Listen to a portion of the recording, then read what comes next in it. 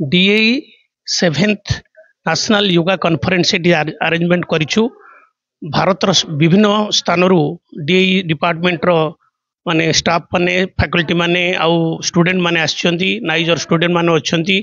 ए जो योगा कॉन्फ्रेंस करा जाउची योगा एथि करा जाउची गोटे दिव्य जीवन पाइबा पाई बा दिव्य जीवन यापन करबा पाई समस्त भितर जो भावना रहिबा कथा जहाँ स्वामी जी कहते श्वास प्रश्वास प्रक्रिया रे मध्य गोटे दिव्य जीवन को मध्य परिचालित करी हबो सेटा को आखि आगे रखिकरी जो योग प्रोग्राम रखा जाइछि दी दिन धरिकरी सेथिरे समस्त भितर जो साइंटिस्ट माने जो साइंस करूचंदी जो स्टूडेंट माने अछंदी से मानक भितर किमते स्ट्रेस न रहिबो से माने किमते गोटे भलो सुस्थ जीवन यापन करि परिबे से योगर कार्यक्रम दी दिन रही एवं आम भावुचु यही योग कॉन्फ्रेंस सम्मेलन माध्यम रे समाज को गोटे भल वार्ता जीव। अच्छा ता छड़ा आमर जो स्टूडेंट माने अछंती जो रिसर्चर माने अछंती से माने मध्य आर लाभ उठै परिबे सेति पई एही प्रोग्राम रखा जाइछि। 2 दिन धरि चलिथिबा ए प्रोग्राम रे विभिन्न प्रकार दिगरु जेमती आयुर्वेद ठारू आरंभ करी योगा ठारू आरंभ करी अन्य सब विभिन्न दिगरु ताको आलोचना हबो तार आलोचनार फल समस्त उठेबे बोली आमे आशा करूछु। जय जगन्नाथ।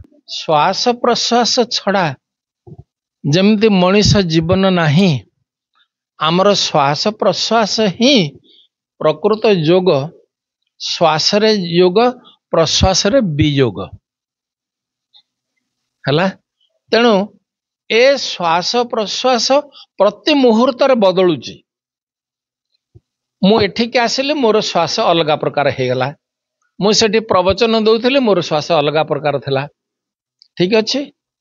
मांकड़ गोटे प्रकार श्वास नौ, कुकुर माने गोटे प्रकार श्वास नौ, घुषुरी गोटे प्रकार श्वास नौ। ये गोटे कथा कहबी आमे शोइला बेले घुषुरी भाया श्वास नौ। आम सो सॉरी टू से दिस नौ कि नहीं नौचु। तेणु से समय कौन होची घुषुरी सब किछि करुची किंतु से जेतेबेले रिलैक्स करुची से किछि देखुनी कौन से चिंता नहीं किछि नहीं जहा जेमती हेतले से सोई पड़ुची सेठी सोई पड़ुची। सेमिति मनीष जदि से भलिया श्वासटा नब ताहले से चिंता शून्य होइकरी सोई पड़िबो। जो प्रकार आमे जो मेडिसिन नौचु मेडिसिन खाउचु सोइबा पई मु एठी ग्यारंटी दउची जदि से भी मध्य जो भलिया श्वासटा नौची आमे जदि लंबा करी श्वासटा नबा ताहले आमे सोई पड़िबा।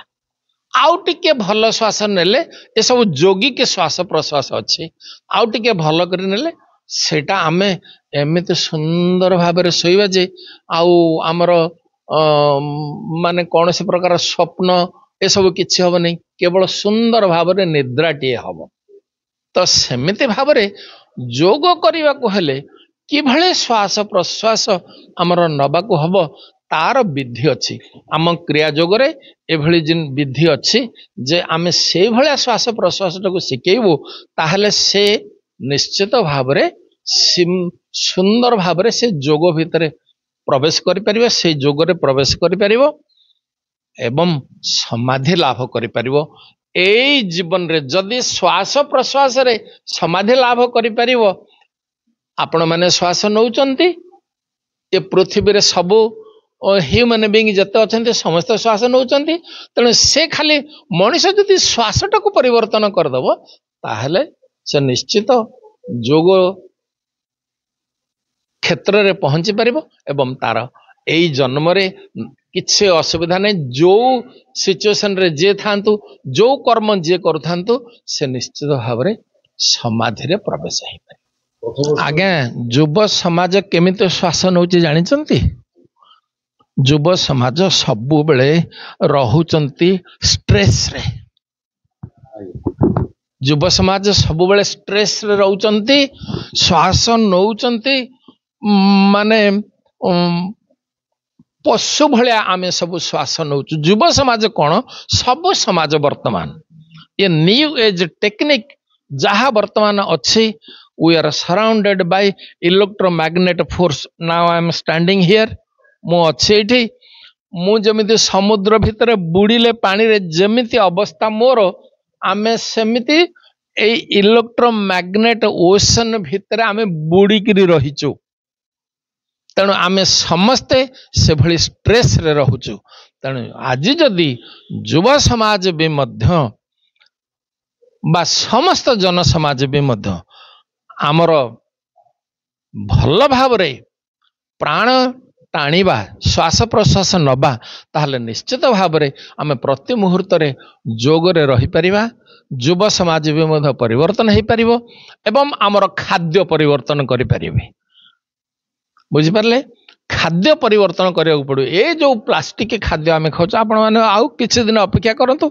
ओडिया लोक तो आमर भात नहले चलिबनी किंतु आमे वर्तमान कोन कोन खाउछु से कही हबनी केते प्लास्टिक खाद्य खाउछु ए चाउलटा भी मध्य प्लास्टिक चाउल पळै आसीबो आउ आमर चाष करवा दरकार पड़ोनी प्लास्टिक चाउल आमे सब खाइबा एमिति अवस्था आमर हो से आपण माने समस्ते जाग्रत रहंतु जेमिति आमे भल खाइबा जहा पिंधुना कहीं आमे देहटा को घोड़ेबा भल भाव घोड़ेबा एवं भल भाव आमे प्रॉपर श्वास प्रश्वास नबा जोटा कि ह्यूमन ब्रेथ बोली कह जाउछि सेतिकी जदि करबा ताहले निश्चित आमे जो कंडीशन रे थिले भी मथा आमे भल रहि परिबा.